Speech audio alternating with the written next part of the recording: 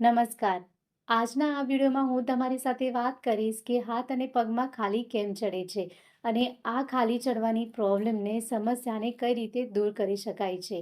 જો તમે વિડીયો પહેલી વાર જોઈ રહ્યા છો, ચેનલ પર નવા છો તો ચેનલને સબસ્ક્રાઇબ કરી લો.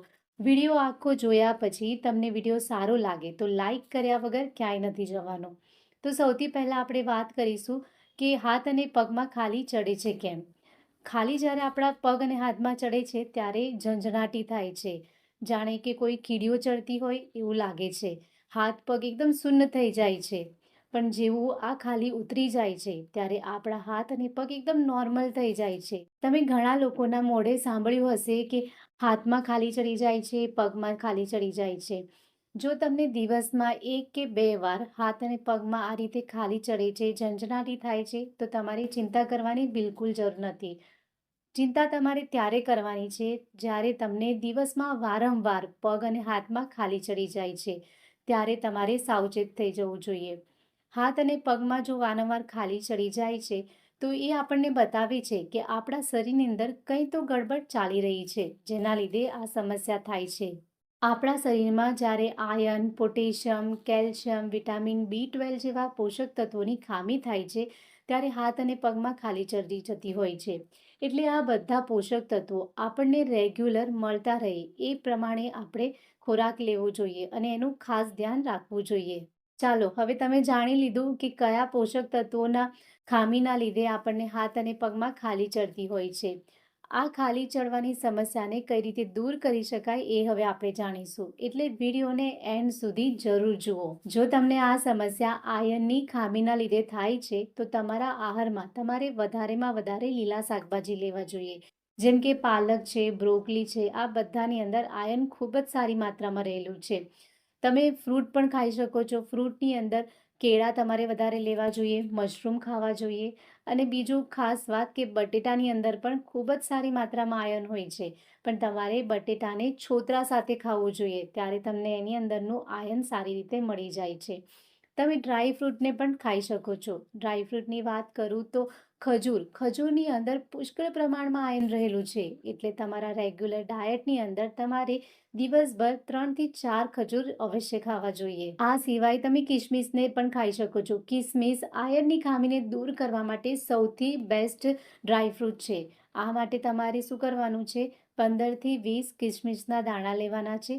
કિસમિસ તમારે બ્લેક પણ લઈ શકો છો અને પીળી કિસમિસ પણ લઈ શકો છો. કોઈ પણ એક કિસમિસ તમે લઈ શકો છો. એને તમારે રાત્રે સારી રીતે પાણીથી ધોઈને પાણીમાં પલાળી દેવાનું છે. સવારે તમારે આ પાણીને પી લેવું અને કિસમિસને સારી રીતે ચાવીને ખાઈ લેવાનું છે. જો તમે રેગ્યુલર આ રીતે કિસમિસને લો છો તો તમારા શરીરની અંદર લોહી વધે છે, આયર્નની ખામી દૂર થાય છે, શરીર એકદમ સ્ફૂર્તિલું રહે છે, કમજોરી પણ દૂર થાય છે. હવે બીજી વસ્તુ આવે છે કેલ્શિયમ. કેલ્શિયમની ખામીના લીધે પણ હાથ અને પગમાં ઝંઝનાટી થતી હોય છે. કેલ્શિયમની ખામીને દૂર કરવા માટે તમારે કોબી ખાવી જોઈએ, બ્રોકલી છે, લીલા વટાણા છે, ભીંડા છે. આ બધી વસ્તુની અંદર કેલ્શિયમ ખૂબ જ સારી માત્રામાં રહેલું હોય છે. આ સિવાય દૂધની અંદર પણ સારી માત્રામાં કેલ્શિયમ રહેલું હોય છે. રાત્રે સૂતા પહેલા 1 ગ્લાસ હુંફાળું દૂધ પીવું જોઈએ. મિત્રો, આપણે બધા જાણીએ છીએ કે હાડકાના વિકાસ માટે કેલ્શિયમ કેટલું જરૂરી છે. આ માટે તમે અજમો અને જીરુંને પણ ખાઈ શકો છો. આનો મુખવાસ બનાવીને રાખી મૂકો અને જમ્યા પછી અજમા અને જીરાનો આ મુખવાસ ખાઓ. એની અંદર પણ ખૂબ જ સારી માત્રામાં કેલ્શિયમ રહેલું હોય છે. આ સિવાય જમવાના અડધા કલાક પહેલાં તમારે અડધી ચમચી અજમો લેવાનો છે અને એક નાનો ટુકડો ગોળનો લેવાનો છે.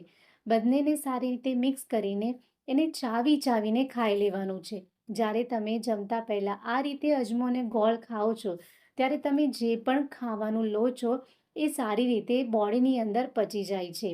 જે પણ આપણે ખાવાનું ખાઈએ છીએ એની અંદર જે કેલ્શિયમ હોય છે તો એ કેલ્શિયમ આપણા શરીરની અંદર સારી રીતે એબ્ઝોર્બ થાય છે. આ સિવાય કેલ્શિયમને વધારવા માટે તમે ખસખસને ખાઓ.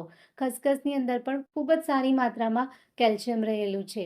ખસખસને લેવાથી કોલેસ્ટ્રોલ ઓછું થાય છે, ડાયાબિટીસ અને થાઇરોઇડ કંટ્રોલમાં રહે છે. આ સિવાય તલને પણ તમે ખાઈ શકો છો. તલના લાડુ બનાવીને તમે લઈ શકો છો, ચીક્કી બનાવીને ખાઈ શકો છો અથવા તો તલનો મુખવાસ બનાવીને પણ તમે ખાઈ શકો છો. તલની અંદર પણ ખૂબ જ સારી માત્રામાં કેલ્શિયમ રહેલું છે.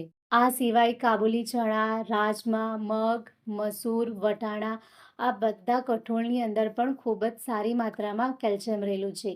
જો તમને બ્લડ પ્રેશરના લીધે ખાલી ચડે છે, ઝંઝનાટી થાય છે અને બ્લડ પ્રેશર લો થઈ જાય છે, તો આ સમયે તમારે લીંબુ, મીઠું, ખાંડ આ ત્રણેયને મિક્સ કરીને શરબત બનાવીને પીવું જોઈએ.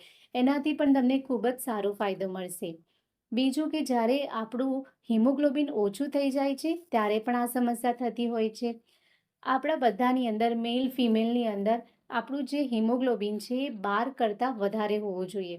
જ્યારે આ હિમોગ્લોબિનનું લેવલ 12 કરતાં ઓછું થઈ જાય છે ત્યારે હિમોગ્લોબિનની ખામી છે એમ કહી શકાય છે. જ્યારે હિમોગ્લોબિનનું લેવલ ઓછું થઈ જાય છે એટલે કે 12% કરતાં ઓછું થઈ જાય છે ત્યારે આવા કેસમાં હાથ અને પગમાં ખાલી ચડતી હોય છે. હિમોગ્લોબિનને વધારવા માટે તમારે પાલકની ભાજી ખાવી જોઈએ. બીટ અને ગાજરને સલાડ તરીકે પણ લઈ શકાય છે અને એનો જ્યુસ પણ પી શકાય છે. જો તમે રેગ્યુલર ગાજર અને બીટનો જ્યુસ લો છો તો તમારું હિમોગ્લોબિન ઝડપથી વધે છે.